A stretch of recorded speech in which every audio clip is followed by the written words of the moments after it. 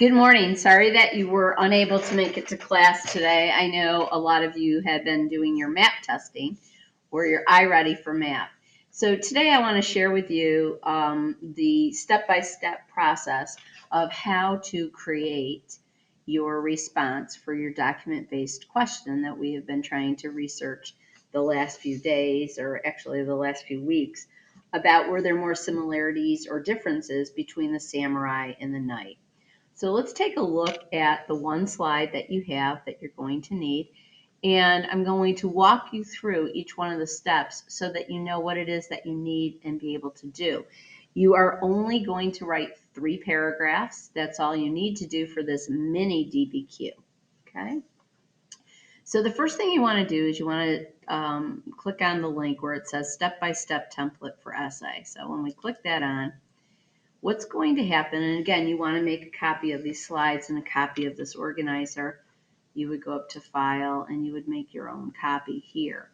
So when we're looking at this organizer, it's going to walk you through how to write the 3 different paragraphs, or what should be in each one of the paragraphs.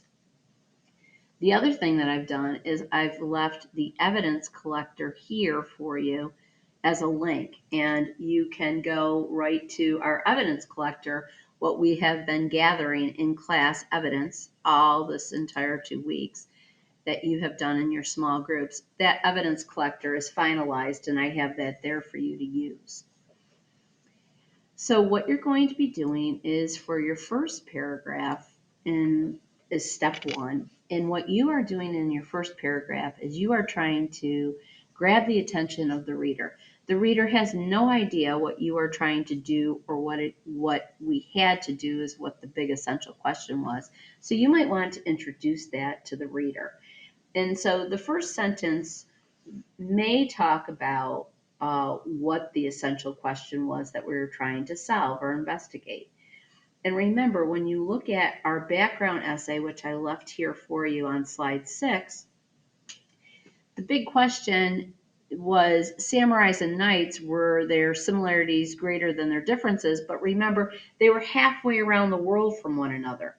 So how could 2 of these different societies that were, before social media, they had no television then, how did they find out, or how were they able to do this feudalistic way of honoring themselves and those that they served when they were that far away? So that might even be something that you would pick up on for your background essay. So your first sentence is going to grab the attention of the reader. It may even talk about what it is that you're trying to prove. Your second sentence is actually, what do you believe based on what your research has shown? So do you believe that there is more similarities or more differences? And then in the last 3 sentences or so, you are going to tell the reader, or explain to the reader, why you know that. How did you prove what it is? And which document themes did you use? So there was really 3 different themes that were running through the articles, or the text rather, the documents. The social position of the samurai and knight, and you would want to use document A and B. The training, and we talked a lot about that, the training in the armor, you would use document C and D.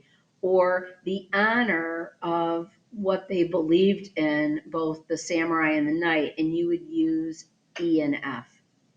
So it depends on what stance you want to take and then how you're going to solve it. So for instance, if I said that there were more differences, I would go and look at the documents that are supporting the differences from our evidence collector. And here is the most obvious one I can show you.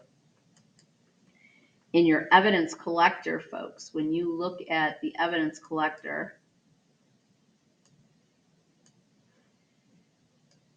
you'll see that the similarities for document B were not as great as the differences. So I know I want to probably use document B to prove my differences.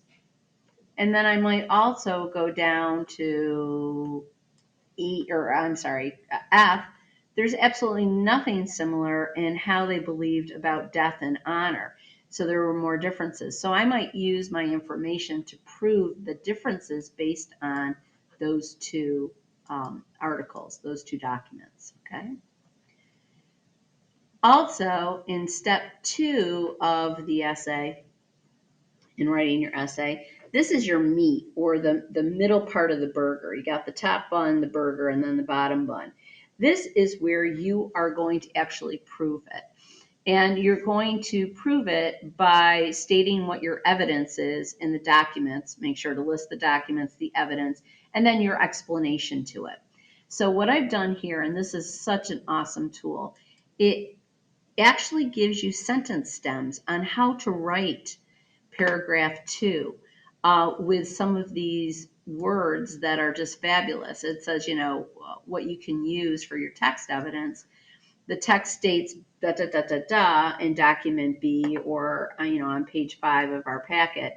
And I believe that this is happening because, so they give you a lot of um, statements to use for your evidence. My evidence is valid because. So please feel free to use that exactly the way it is. That's a great tool for you when you're trying to explain. So you're doing 3 things for each part of your evidence. You're writing a sentence about what your evidence proved. You're stating the evidence, and then you're explaining the evidence. Make sure you do that for your 2 pieces of evidence that you're putting in step 2, or paragraph number 2. So it's a double burger. You got to make sure that you're using 2 different documents to explain or support your evidence of what your stance is. And that's in paragraph 2. And that is very explicit exactly how you do it. Step 1, step 2, and step 3. For step 3, which is the conclusion, or the bottom part of, or the top part of your burger, you may wish to use, again, the background essay for any of that information if you would like. Slide number 6, I have it at the top of the page. But your conclusion should really restate what your thesis is. What did you believe to be true based on your evidence? And you want to also leave the reader with some type of question, like, how could this be? How could they be so far away? I wonder what would happen if there was television back then, or social media. Do you think maybe they would still be the same? Who knows? But you're going to leave that reader with something to think about. Also on this slide is all the classwork in the slides that we did, and the explanation for each one of the slides. They're all listed here, and everything that we did for the last 2 weeks are all in all of the 19 slides. Feel free to look at that to help you recall the information, as well as make sure your information is correct.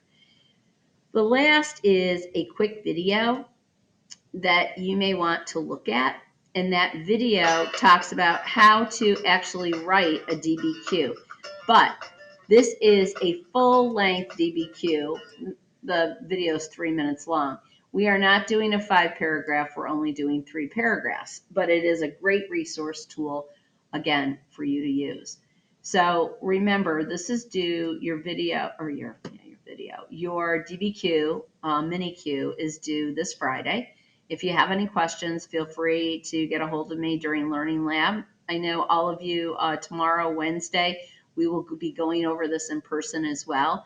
I just wanted to make sure that you had a lead on that. Don't wait the last minute to write your DBQ.